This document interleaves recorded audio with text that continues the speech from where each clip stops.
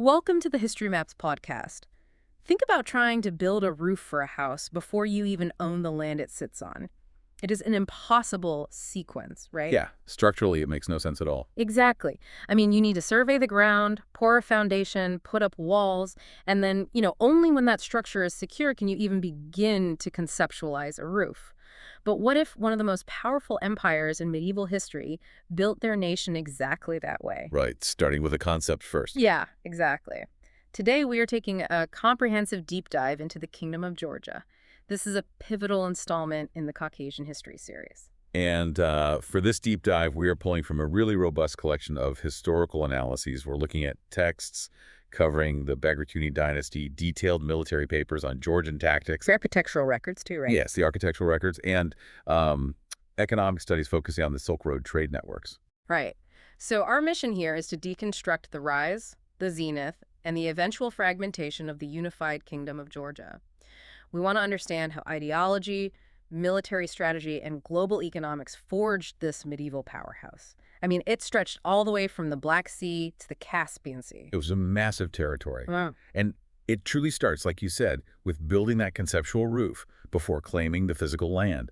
It is this profound inversion of the standard state-building model that we usually see in historical analyses. So before a physical kingdom could be consolidated on a map, before there were defined borders or, a centralized army, this nation had to exist as a unified concept in the minds of the people living there. Exactly. Because if we look at the 8th century, the physical reality of the region was heavily fractured. Tbilisi, the ancient capital, was completely under Arab control. It was known formally as the Emirate of Tbilisi. And what did that fractured landscape actually look like for the people living there? We read the word fractured in the sources, but what does that mean on the ground? Well, on the ground, it meant that the native Georgian princes had been scattered. They were basically pushed out of their ancestral power centers. Right, relegated to regional strongholds. Yeah, you had factions holding out in cave cities like Uplistik, literally carving fortifications into the rock, or they were retreating into the rugged eastern region of Kakheti. There was no single political entity. No unified tax system. Right, no central monarch that you can point to and call Georgia. Hmm. It was just this landscape of isolated, independent lords trying to survive on the margins of an Arab emirate. So the physical territory is divided, but the sources point out that the cultural foundation was quietly solidifying in the background. Religion and language really stepped in to do the heavy lifting of nation building here. They absolutely did. Ecclesiastical unification actually preceded political unification by a significant margin. The texts note that by the year 950, the eastern region of Hereti renounced monophysitism. And that brought the area into alignment with Georgian orthodoxy. But wait, before we move on, for those of us who aren't medieval theologians, what exactly is monophysitism? That's a fair question. Because why does renouncing a specific theological doctrine suddenly act as a geopolitical game changer for building a nation? Well, monophysitism is a theological position regarding the nature of Christ. Simply put, it argues that Jesus Christ had only one single divine nature, rather than being both fully divine and fully human. Right, okay. It sounds like a purely academic debate today. But in the medieval world, theology was geopolitics. The Byzantine Empire and the wider Orthodox world strictly adhered to the belief in two natures. So by holding on to monophysitism, Hereti was politically aligning itself elsewhere. Exactly. They were aligning with neighboring Armenian factions and isolating themselves from the Orthodox Byzantine sphere. I see. So by renouncing it in 950, they were not just changing a prayer, they were shifting their geopolitical alliance. They were joining a larger shared ideological framework. Precisely. They synchronized their religious identity with the rest of the Georgian regions. But the defining conceptual shift, the true laying of the ideological foundation, occurred the following year, in 951. Right. This is with the writer Georgian. Yes. He wrote a manuscript called the Vita of Gregory of Consta. And in this text, he explicitly defined the concept of Greater Georgia.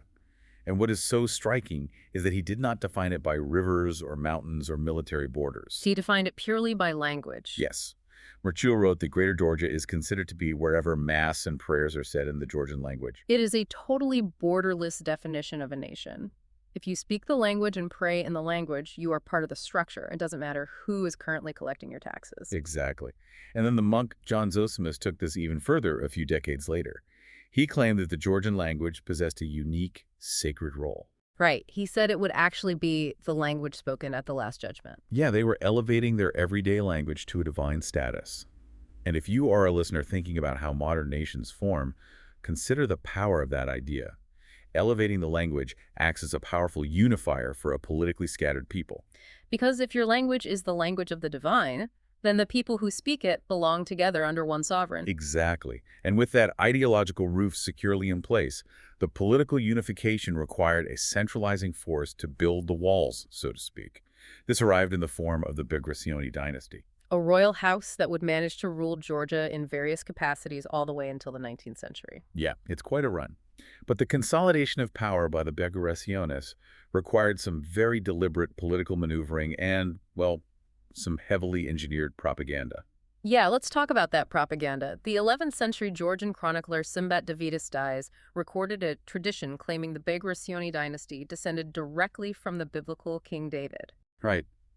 The official story propagated by the crown was that around the year 537 refugee brothers of the Davidic line left Israel. 3 supposedly settled in Armenia, and 4 arrived in the region of Kartli. Intermarrying with local ruling houses. Yes, exactly. I have to push back on this, though, or rather ask about the underlying motive.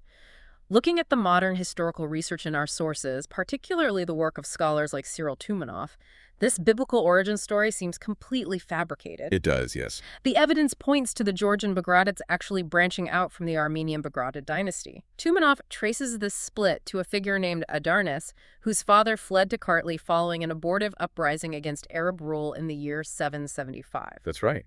And then Darnes' son, Ashat I, acquired the Principality of Iberia in 813, establishing the Georgian line. So, if the Bagrationi dynasty actually had terrestrial Armenian origins, why invent this elaborate biblical lineage? Why go through the trouble of creating a fake family tree tracing back to Israel?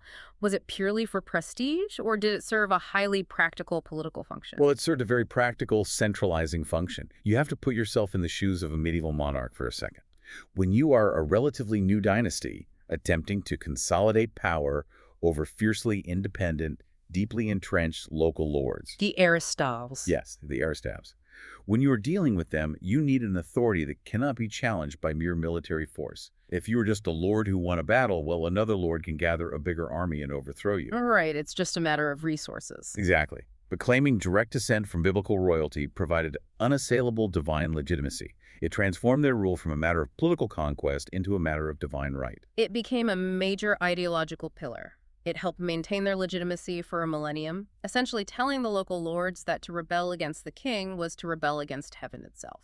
Yes, and that legitimacy was put to immediate use by David III of Tau in the late 10th century. He was childless, but he was arguably the most powerful ruler in the Caucasus at the time. And following the advice of a powerful local Aristav, Ivan Marushidze, David orchestrated this incredibly complex plan to unite the disparate crowns of the region. He adopted his kin, Bagrat III, as his heir. And the reason Bagrat was chosen was all about those bloodlines.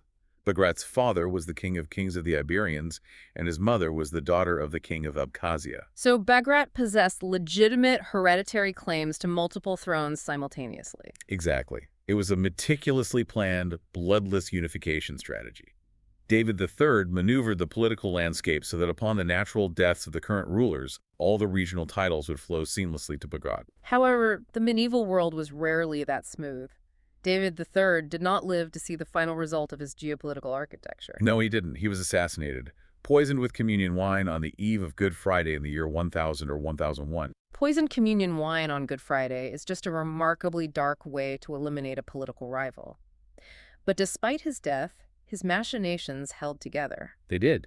In 1008, upon the death of his father, Bagrat III became the first official king of all Georgia, formally styled as the king of the Abkhazians and Iberians. So the idea of the nation, built on language and faith, finally had a single political monarch. Yes, but a kingdom needs more than just a king and a shared concept to project stability to its citizens and to its enemies. It needs physical monuments. Right, it needs to project its permanence into the landscape. Exactly. The state's political consolidation was mirrored directly in its stone structures. We see a distinct evolution in Georgian architecture during this exact period. The sources show early structures in the region were relatively simple basilicas, long rectangular buildings that were often dark and heavy. But as the state began to form its identity, the architecture evolved into what is known as the Georgian cross dome style, developing prominently by the 9th century. And looking at the architectural records, there is a specific building that kicks this off. In the 7th century, the Sromi Church introduced a crucial innovation. Instead of walls bearing all the weight, they utilized pillars to hold up the tholabate. Now, the architectural texts use the word tholabate heavily here. How exactly does this work from an engineering standpoint? Well, a tholabate is essentially the cylindrical or polygonal drum that acts as the base supporting a dome. In older basilica designs, the weight of a heavy stone roof was supported by massive, thick exterior walls. Which meant you could not have large windows, or the walls would just collapse under the weight. Right, so the interior spaces were inherently dark. The innovation at the Sromi Church was shifting that massive structural weight off the exterior walls and onto 4 freestanding interior pillars. Okay, so by resting the dome on pillars, you free up the walls. Exactly. Using pillars rather than solid walls drastically opens up the interior space. You can build higher, you can make the walls thinner, and crucially, you can puncture them with windows. It allows for a much more complex interaction of light and volume within the structure. And by the time we reach the 11th century, matching the political unification under the Bagrationis, this architectural style became highly refined and deeply symbolic. The Santa Viti Cathedral and Svetitsukovli Cathedral are prime examples of this period. Yeah, and when you look at the records of their facades, they are covered in these intricate, heavily ornamented axial reliefs inspired by nature. You see carvings of birds, wild and domestic mammals, elaborate floral patterns. It makes me think about the psychological effect of this architecture on, say, a peasant or a visiting merchant. Oh, absolutely. When you transition from those dark, heavy, low-ceilinged basilicas into these elevated, light-filled, cross-dome structures, it is like a physical metaphor for a kingdom stepping out of a fractured dark age into a unified, confident identity. When you walk into one of these structures, your eyes are immediately forced upward to the soaring dome, which is exactly where the monarch and the church want your focus. The verticality and the use of light were highly deliberate choices. The architects were moderate in their use of overall exterior decorations, but extremely strict in their proportions. These cathedrals were designed to harmonize with the rugged Caucasian natural environment, mirroring the mountain peaks. And by the time we move into the 12th century, with structures like the Accorda Church, there is an even greater emphasis on illuminating the interior. They engineered ways to add more windows directly into the drum of the dome and the side walls. Right, and the specific purpose of flooding these interiors with light was to illuminate the interior frescoes. Because the population was largely illiterate, right? Yeah, exactly. They could not read the scriptures or the royal decrees, so these brightly lit, massive frescoes served as a visual theology. The art communicated the divine order, and by extension, the divine order that supported the royal Bagrationi dynasty. The light quite literally made the state's ideology visible to the common person. It did. The kingdom was projecting stability and divine favor through stone. But, geopolitical reality rarely allows a newly unified state to simply build churches and rest. No, it doesn't. The Kingdom of Georgia immediately faced the challenge of sharing a border with a superpower. Unity brought internal strength, but it also brought a direct collision with the Byzantine Empire. The conflict centered on the strategic marchlands between the two powers. Bagrat III's successor, George I, who reigned from 1014 to 1027, attempted to forcefully reclaim the region of Tau. This territory had previously been ceded to the Byzantine Emperor Basil II by David III, right? Yes. But George I viewed it as integral Georgian territory. He calculated that he could occupy it while Basil II was heavily distracted fighting a massive war against the Bulgarian Empire. It is a classic geopolitical gamble. You attack the superpower's flank when their main army is committed elsewhere. But Basil II eventually finished his war in Bulgaria, and when he did, he turned his full imperial attention towards Georgia. And that sparked a grueling conflict. The decisive engagement was the Battle of Sharimny on September 11, 1021. And the Georgian forces were not just fighting standard Byzantine infantry, they were repelled by the Byzantine army, which had been reinforced by the fearsome Varangian Guard.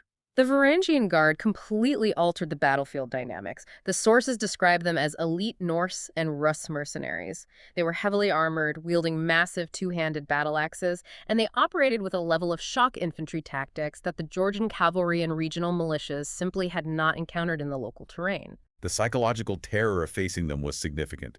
The Georgian forces were broken and then defeated again the following spring at Svendax in 1022. So George I had lost his gamble. He had. He was forced to submit to a very harsh treaty. He had to formally cede the entire region of Tau to the Byzantines, recognize imperial suzerainty, and send his young son, the future Bagrat IV, to Constantinople as a hostage. Now, you mentioned recognizing imperial suzerainty. How did that function in practice? Did the Byzantine emperor start collecting taxes in Georgia? No, suzerainty is a relationship where one state controls the foreign policy and overarching relations of a tributary state, while allowing the tributary state to retain internal autonomy. Byzantium did not absorb Georgia into its administrative tax grid. Okay, so it's more about political subordination. Exactly. George I had to acknowledge that the Byzantine emperor was his political superior. Georgia could not form alliances with Byzantine enemies, and they had to provide military support to the empire if requested. And sending the young heir, Bagrat IV, as a hostage was the ultimate insurance policy. If George I rebelled again, his son would be executed or blinded in Constantinople. It was a severe blow to a young kingdom trying to establish its sovereignty. But what is interesting in the sources is how the Byzantine strategy evolved after this war. Instead of launching massive ground invasions to enforce this suzerainty, which were costly and difficult in the mountainous Caucasian terrain, Byzantium shifted tactics entirely. They did. They pivoted to funding internal Georgian rebellions. When that young hostage, Bagrat IV, eventually returned and took the throne, the Byzantine Emperor Constantine VIII actively backed a powerful Georgian magnate named Liparit IV of Trialeti. This is a textbook imperial strategy. If we look at the logistics of medieval warfare, marching an imperial army from Anatolia into the Caucasus requires massive supply lines, specialized mountain troops, immense financial output. It was far cheaper and significantly more effective for Byzantium to simply fund a proxy war. By funneling gold, weapons, and diplomatic legitimacy to a disgruntled local lord like Liparit, they exploited Georgia's existing feudal divisions. So they essentially hired a local Aristov to do the destabilization work for them. Exactly. Liparit IV leveraged this Byzantine backing to challenge royal authority for years, leading to prolonged civil strife. Bagrat IV had to spend decades fighting his own nobility instead of building the kingdom. He finally defeated Liparit at the Battle of Aresheti in 1042, but the damage was done. By keeping the Georgian king perpetually focused on internal rebellions, Byzantium ensured the Georgian state remained too fractured and economically depleted to ever threaten imperial borders again. But causality is a dangerous thing in geopolitics. By intentionally weakening Georgia's internal structures to protect themselves, the Byzantines inadvertently left the door to the Caucasus wide open. Because just as the Georgian crown learned to manage this Byzantine interference and subdue the rebellious nobles, a catastrophic new threat arrived from the east. And this threat required a complete dismantling and rebuilding of the Georgian state apparatus. The geopolitical landscape of the entire region shifted violently after the year 1071. That was the year the Seljuk Turks inflicted a crushing, defining defeat on the Byzantine army at the Battle of Manzikert. Right. With Byzantine military power collapsing and retreating from Anatolia, the Seljuks pushed aggressively northward into the Caucasus. This period became known in Georgian history as the Great Turkish Invasion. The Seljuk Sultan, Malik Shah I, devastated the Georgian provinces. The situation in Georgia became utterly critical. The sources describe constant seasonal Seljuk raids that completely crippled the agricultural economy. The peasants could not plant crops without being attacked, which led to mass starvation. And then, as if the military economic devastation was not enough, a disastrous earthquake struck the region in 1088, destroying infrastructure and cities. The reigning monarch, King George II, was completely overwhelmed by the compounding crises.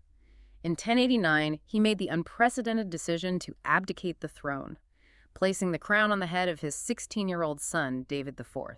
Inheriting a fractured, impoverished, and occupied country at the age of 16 is a nearly impossible mandate. But David IV, who would earn the title David the Builder, recognized something fundamental. That the old systems were failing. Yes. The old systems of governance, the old feudal levies, and the traditional ways of managing the state were entirely insufficient to survive this new threat. He initiated a series of radical systemic reforms. And he did not start with the military. He began with the ideological and administrative center of the country, the church. Right. In 1103, he convened the Council of Urbnici. Reading the notes on this council, it sounds less like a religious gathering and more like a corporate hostile takeover. It really does. David stripped the sees from bishops who had bought or inherited their way into office. Men who were deeply tied to the local aristavs and more aligned with the rebellious nobility than with the crown. He systematically purged them and replaced them with loyalists. He even merged the influential bishopric of Chuandidi with the post of his chief advisor, effectively placing the civil government and the ecclesiastical power under the control of a single man, his former tutor, George of Chuandidi. But how did he legally justify firing the highest religious authorities in the land? He framed it entirely as a moral and religious purification. By targeting bishops who engaged in simony, the buying and selling of church offices, he could remove his political enemies under the guise of enforcing canon law. It was a highly strategic administrative maneuver. The church ceased to be a tool of the local lords and became a highly reliable pillar of the central throne. And once the church was secured, David applied this same centralization to the state administration. He abolished rebellious duchies entirely. He seized their ancestral fortresses. He dismissed officials who held their positions solely due to hereditary privilege, regardless of their competence. Yes, replacing them with men from the lesser nobility and even from the merchant classes who owed their new status, wealth, and power entirely to the king. But his most radical reform, and the one that truly changed the trajectory of the region, was military. He knew he needed a standing army, one that was always campaigning, winter and summer, to push back the Seljuk raids.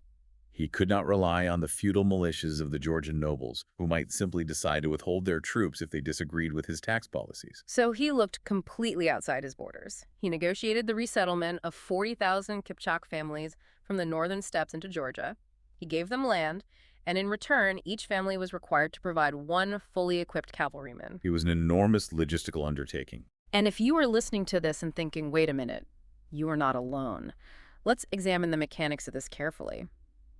The king fires his own native nobles, strips them of their hereditary military commands, and then hands the military keys of his kingdom to 40,000 nomadic foreign warriors. It sounds incredibly risky. Right.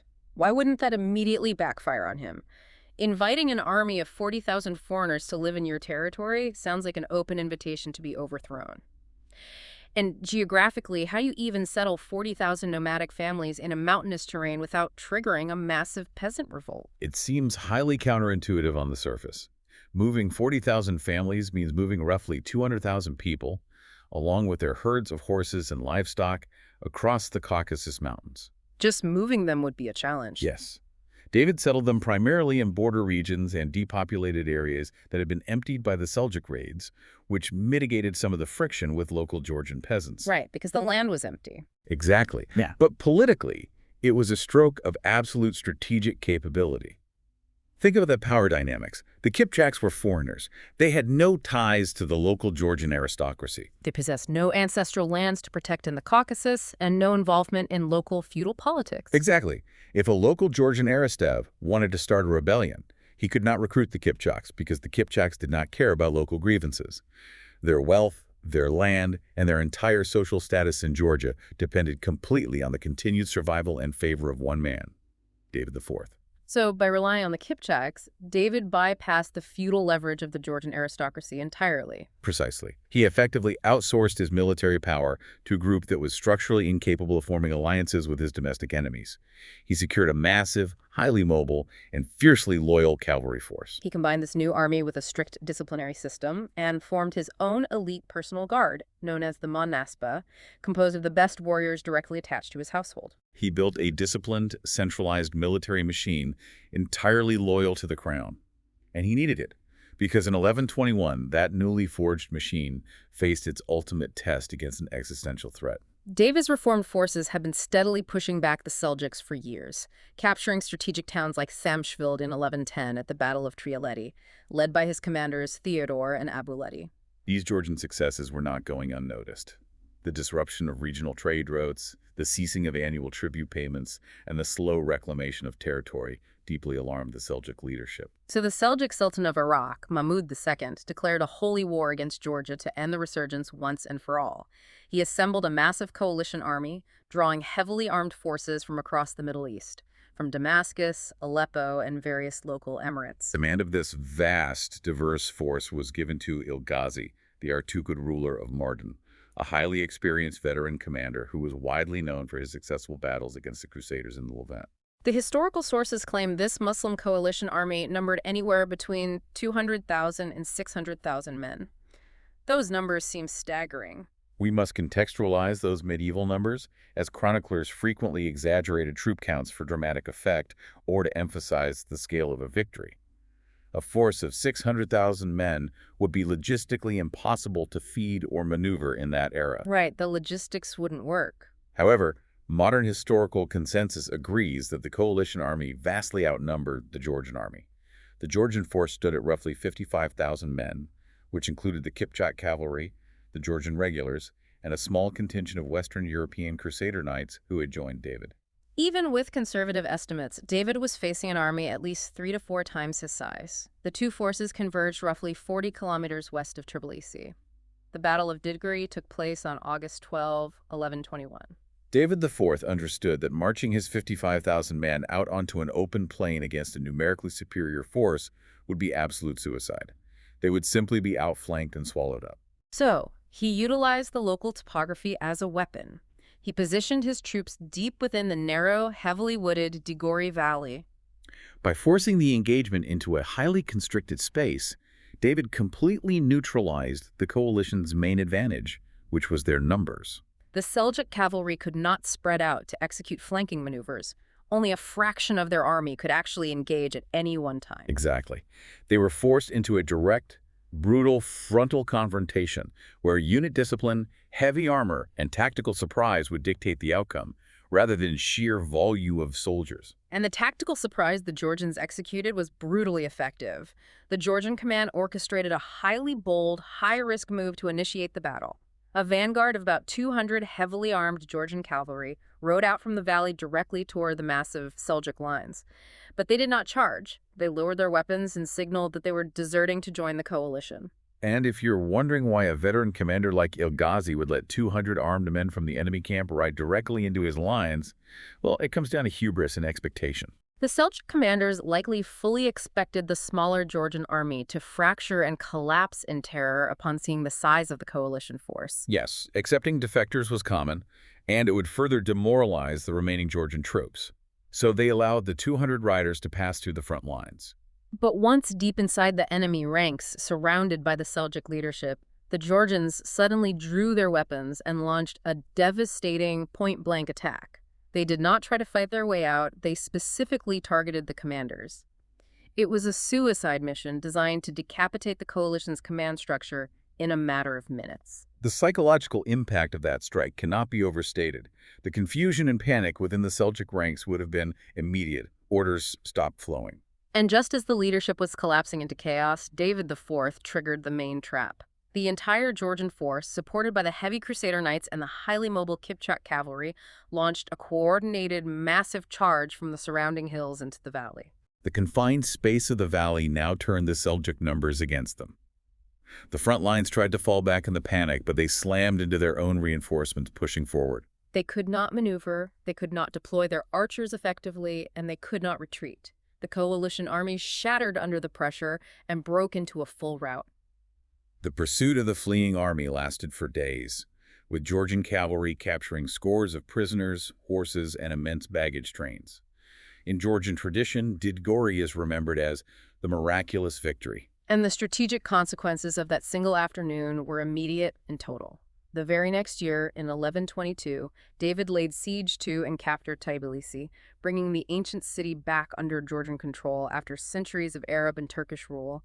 He moved his capital there from Kutaisi. And in 1124, he captured the former Armenian capital of Anani.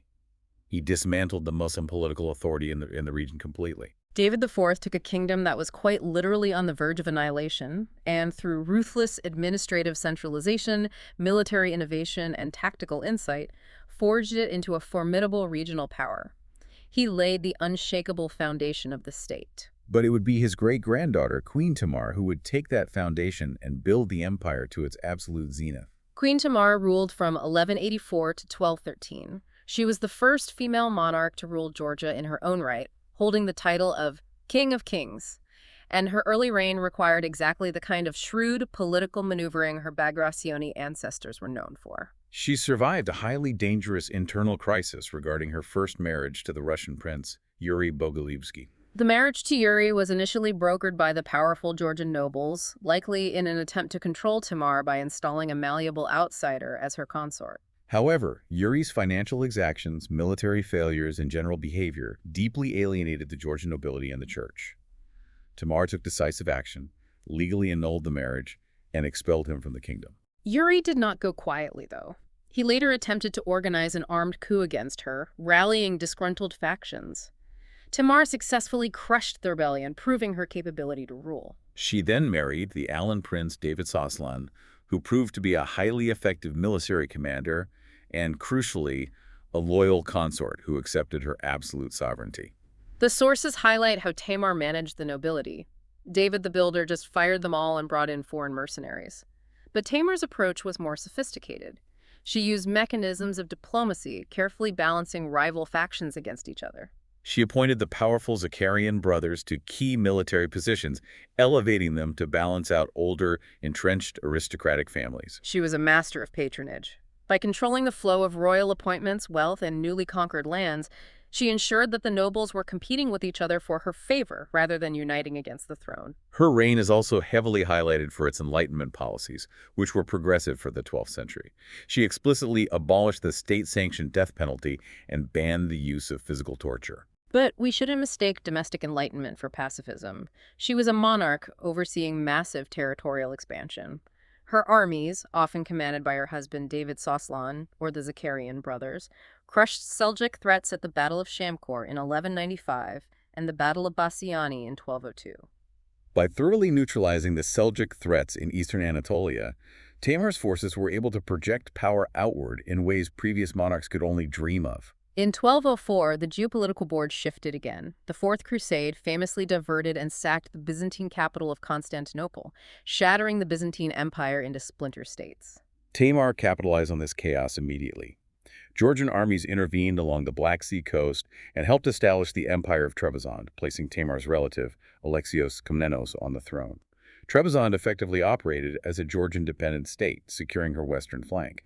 And they did not stop pushing the borders. In 1210, Georgian forces marched deep into northern Iran, taking major cities like Tabriz and Qazvin. Under Queen Tamar, Georgia ceased to be just a kingdom. It became the sovereign of a pan-Caucasian empire, stretching uninterrupted from the Black Sea to the Caspian Sea. This era fostered a massive cultural and intellectual renaissance. Monastic centers like the Gelati Academy became major hubs of learning, theology, and philosophy, drawing scholars from across the Orthodox world. We have spent a lot of time analyzing the ideological foundation, the architectural projection of power, the military reforms, and the diplomatic maneuvers. But there is a very practical material reality underlying all of this monumental expansion and cultural patronage. Empires, no matter how divinely ordained or well-managed, run on gold. They absolutely do. While the military victories at Didgori and the theological debates at the monastic academies define the cultural memory of the Golden Age, the actual economic engine driving the entire machine was the Silk Road. The territorial expansion southward under David IV and Queen Tamar was not merely about religious zeal or creating buffer zones against enemies. It was heavily driven by the strategic imperative to physically control the major global trade routes that connected the wealth of Asia to the markets of the Middle East and Europe. Specifically, the Georgians targeted control over the Javin-Erzurum and the Durban-Shamakia corridors. Think of the Kingdom of Georgia during this golden age as a massive, heavily fortified medieval toll booth sitting squarely on the most lucrative highway in the world. When merchants wanted to move silk, spices, or precious metals between these vast markets, they had no choice but to pass through Georgian-controlled territory, paying taxes, tariffs, and transit fees every step of the way. And the Georgian economy itself diversified significantly to take advantage of this position. The state did not just lazily rely on transit taxes. They developed robust, high-yield industries. They invested heavily in metallurgy, producing exceptionally high-quality steel that was prized in neighboring regions. They aggressively exploited large-scale mining operations for gold and silver, which allowed them to mint their own high-value coinage. And viticulture, wine production, was a massive, state-supported economic driver. State revenues soared to unprecedented levels. Historical records, such as those maintained by the Persian geographer Hamdallah Khwarizm, note that the kingdom's annual income reached a staggering 5 million dinars. Controlling these trade nodes was critical, and the Bagrationi kings were incredibly smart about how they managed this wealth. When they conquered these rich, multicultural trading cities, they did not slaughter the merchants or burn the markets in the name of religious war. Absolutely not. You do not kill the golden goose.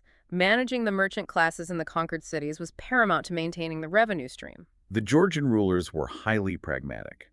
They were careful not to disrupt the existing complex trade networks. They guaranteed the safety of foreign merchants, regardless of their religion. They provided heavily armed security patrols along the mountain routes, which lowered the risk for caravans. This security encouraged even more merchants to alter their routes to travel through Georgian territory, ensuring that the flow of wealth into the central treasury in Tbilisi remained uninterrupted. This immense wealth is what funded the standing armies, the Kipchak mercenaries, the monumental cross-dome architecture, and the cultural patronage of the Golden Age. The state was a machine powered by international trade. Which brings us to the tragic irony of geopolitics. If geography and the control of global trade routes built the Kingdom of Georgia, a shift in that same geography and trade would ultimately dismantle it. The fall of the Georgian realm was not a sudden, dramatic military collapse. It was a gradual, agonizing economic suffocation. The decline began in the 13th century with the arrival of the Mongol invasions. The Mongols brought immense military devastation to the region, heavily defeating the Georgian armies and severely depleting the population and the agricultural base. But the long-term, fatal damage the Mongols inflicted was economic. As the Mongols conquered vast swaths of Eurasia, they fundamentally altered the patterns of global trade. They created new, highly secure, trans-Eurasian trade routes that connected China and Central Asia directly to the northern shores of the Black Sea, and from there, straight to European markets via Italian merchants. These new Mongol-controlled routes completely bypassed the Middle East and the Caucasus. The merchants simply stopped coming through Georgia. That massive medieval toll booth we talked about was suddenly sitting on a completely empty highway. The kingdom was starved of its primary economic engine overnight, and this severe economic starvation was then compounded by a series of demographic catastrophes. The Black Death swept through the region, wiping out a huge percentage of the labor force. This was followed by the devastating scorched earth invasions of the Central Asian conqueror Timur in the late 14th and early 15th centuries, which ruined the urban centers and shattered whatever remained of the local economy. The final, fatal blow wasn't even struck on Georgian soil. It was geopolitical. In 1453, the Ottoman Turks captured Constantinople, ending the Byzantine Empire forever. By 1475, the Ottomans controlled the northern Black Sea coast. The Black Sea was transformed into what historians call an Ottoman lake. Georgia was now completely encircled and cut off from its traditional Christian allies and the European markets. The disintegration of the unified kingdom was a direct mechanical result of these insurmountable economic constraints. Without the massive revenues from the Silk Road, the central monarchies simply could not afford to pay a large standing army. Without a standing army, they could not project power. And without the ability to project power, they could not keep the ambitious local Arasavs in check. The state lacked the financial resources to enforce unity. It fractured back into the local domains we saw in the 8th century. In 1490, a formal peace council was concluded that officially dissolved the unified kingdom into 3 independent, impoverished kingdoms, Kartli, Kakheti, and Imereti, along with the Principality of Samtskhe. The political unity was gone. Consider how heavily the fate of a nation rests on lines drawn on maps thousands of miles away. Georgia's rise was secured by the ideological planning of monks, the architectural vision of builders, and the tactical strategy of David the Builder in the narrow valley of Didgori. But its fall was sealed by merchants in Venice seeking new routes, warlords in Mongolia shifting the center of gravity of global trade, and cannons in Constantinople deciding to force history down a different path. It makes you wonder which modern nations are currently relying on economic trade routes that could entirely shift tomorrow. It really does. Thank you for listening. History Maps. Learn history visually.